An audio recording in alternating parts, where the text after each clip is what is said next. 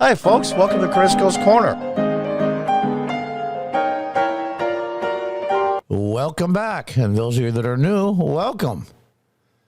Elon Musk's next Twitter bombshells could explode social media tyranny. Ooh. I say that tongue-in-cheek, but this is a huge story. Absolutely huge. It's clear from the Twittergate revelations that the social media giant was deliberately involved in suppressing free speech and indirectly interfering in the 2020 election. This was a huge campaign by the Dems. I've got as crappy as they are sometimes and still are. I got to tell you, they know how to win. Might be unlawful, unethical, and all those things, but they did it. They had a person that could barely articulate a sentence, sitting in a basement, only came out to debate. Trump just got over being sick. All the mainstream media was pounding on Trump, and now we see social media was as well. And you can tell this is important because the vast majority of the mainstream media is ignoring this. Absolutely ignoring it. Before we get too deep in the story, I want to say the pressure is on, so to speak. I can't use the word I want to use, shadow blank, from the midterms on channels like myself. Obviously, I've seen from the numbers, we're still getting pushed down in the algorithm. The way to get around that, please, folks, I need your help, is to take the link from this video and other videos and share them everywhere you can. Friends, family, co-workers, on your social media sites, Twitter, Facebook, Getter, Parler, you name it, everywhere, Rumble. Share as much as you can to get around what's going on here with this website. I really, really appreciate it. Let's get to the story. Conservatives have been shouting about Twitter's partisan meddling for years, and now we have a smoking gun proof to back it up. Shockingly, it was even worse than we thought. It had been suspected that Twitter was, before Elon Musk bought it, regularly engaging in a massive fraud against the principles of free speech and creating a slanted public forum. Now it's demonstrably true, based on the words of those who are running it. Let's get a little short clip here from Steve Scalise on Fox. Sure, you saw over the weekend, Elon Musk put some stuff out through Matt Taibbi, the reporter, where it's very clear Twitter pretty much did everything they could to help Joe Biden. Is big tech going to be investigated once the Republicans take the House? Absolutely. This is something we've laid down as a marker months ago. We told the big tech companies, save your documents. There are things we've been asking them for months, for over years, that they haven't been sharing with us. And Elon Musk has been exposing what happened at Twitter. They're not the only ones that have been doing this. But the Hunter Biden laptop story was probably the most high profile that we've seen of many other stories that were suppressed when the New York Post put the story out there. Go back and look. About 2 years ago, all of the mainstream media calling that story disinformation, saying it was part of your lie. Okay, I think we get the point. We're going to see. We're going to see. The American people put the Republicans in charge of the House. We're going to see. The milquetoast rhinos in the uniparty Republicans that are there that think they're more afraid of what the New York Times thinks of them than their own constituents. We're going to see. I'll take the man at his word.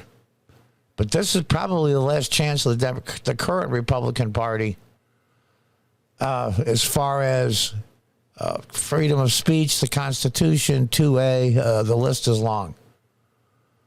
Let's go on here. What we learned so far is that journalist Matt Taibbi has dubbed the Twitter files. It's a compilation of emails from inside of Twitter that show the company was, at the highest level, deeply partisan and became a ruthless tool of left-wing censorship on a range of key issues and critical election moments. The polls that I saw, the number that sticks out to me is after the 2020 election, Biden voters were polled.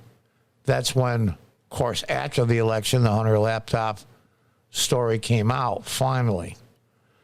17% of the people that voted for Biden said they would not have voted for Biden if they knew about Hunter Biden laptop. Now, they didn't say they would vote for Trump. They might have just skipped them both and voted for other things down ballot. Who knows? They didn't say. That's 1 out of 7, folks. Maybe 1 out of 6. That is a lot. That swings the entire election. Let's make no mistake about it.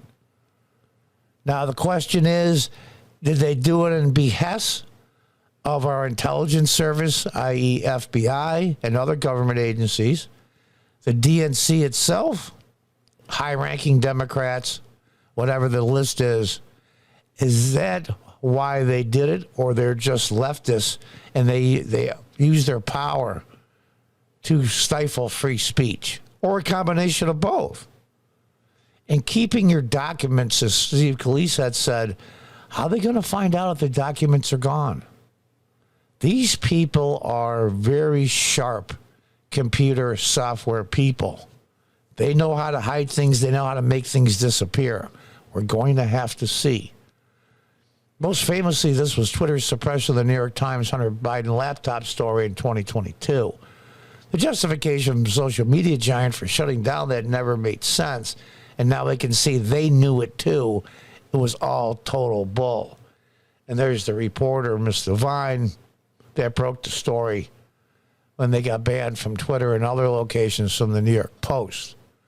The act of pure election meddling had nothing to do with hacked materials and everything to do with Democrats gaining power. It was dishonest. I do have to say this is an opinion piece.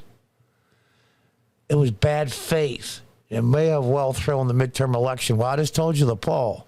It's just raw numbers. And that, not so much throw, Joe Biden would have lost the election. I think the American people in this country and even the world would have been much better off if Trump had won. Even people that hate Trump, you got to admit that's true. But the Twitter files are still in an opening act. Matt Taibbi and Elon Musk himself have made it clear that a whole range of internal documents will soon be shared with the public. And the Democrats may face a reckoning that stretches all the way to the White House. Will the next batch of Twittergate emails show? Shadow, I can't say the word here, I'll highlight it because I'll throw off the algorithm. That's why I want you guys to share my videos, because of that. Shadow blank is likely target. This is a process that Twitter, under its previous woke management, used to dramatically limit the reach of certain users. They didn't take you off, they just took away your freedom of reach so nobody could see it. Who challenged the consensus on COVID, election blanking, will be blocked from reaching their own audience. And I'm a small channel.